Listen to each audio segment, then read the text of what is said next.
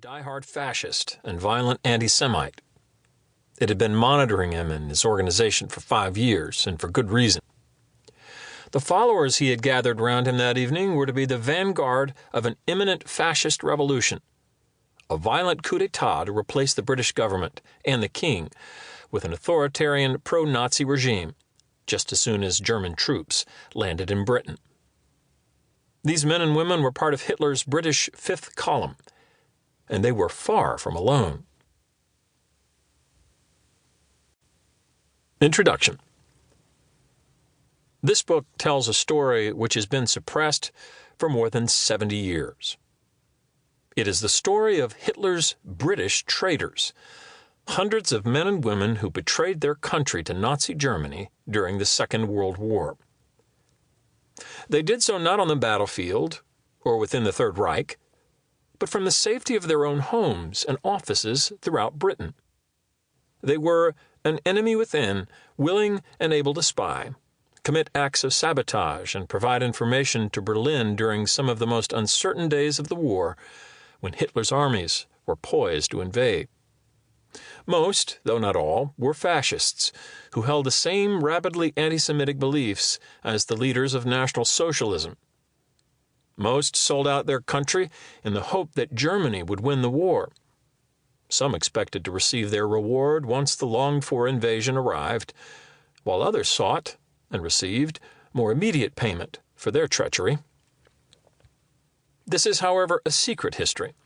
The official account of the Second World War dismisses the idea of a fifth column in Britain as either press-driven scaremongering or a diversionary tactic by the security service MI5 to justify an unquestionably shameful period in which thousands of enemy aliens, Italian and German nationals, many of whom were Jewish refugees from Nazi persecution, were interned en masse.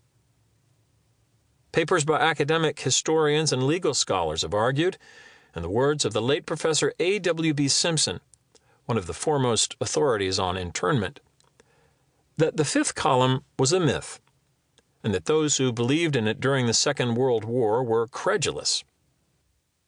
Richard Thurlow, a veteran chronicler of British fascism, went further.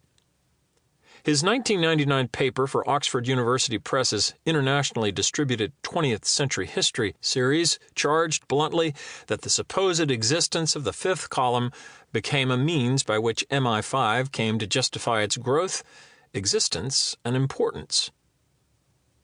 Even the two authorized biographies of MI5 have adopted this version of events. The first, published by Her Majesty's Stationery Office, the government's own press, in 1994, dismissed the threat of domestic enemies within as a panic.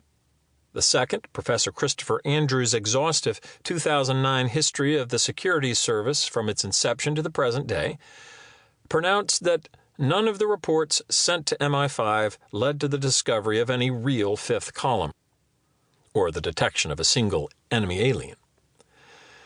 And yet, files held by MI5, the Home Office, and the Treasury Solicitor's Department tell a very different story.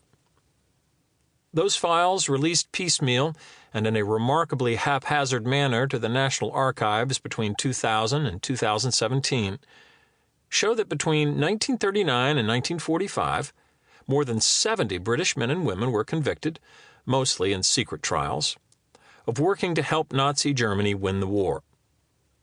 Among them were Dorothy O'Grady, who sabotaged military communications on the Isle of Wight and drew up detailed plans of South Coast defenses; George Armstrong and Duncan Scott Ford, who passed military secrets to German intelligence; William Guthridge and Wanda Penlington, who cut telephone wires to obstruct the emergency services during air raids; and besides them, a small army of hardened fascists who volunteered their loyalty and their assistance to Germany's intelligence services. 4 of these traitors were sentenced to death, 2 were executed, while most of the others received lengthy prison sentences. In the same period, hundreds of other British fascists were interned without trial on specific and detailed evidence that they were spying for or working on behalf of Germany. Some of these men and women were lone wolves or members of small localized networks, but others were very much more dangerous.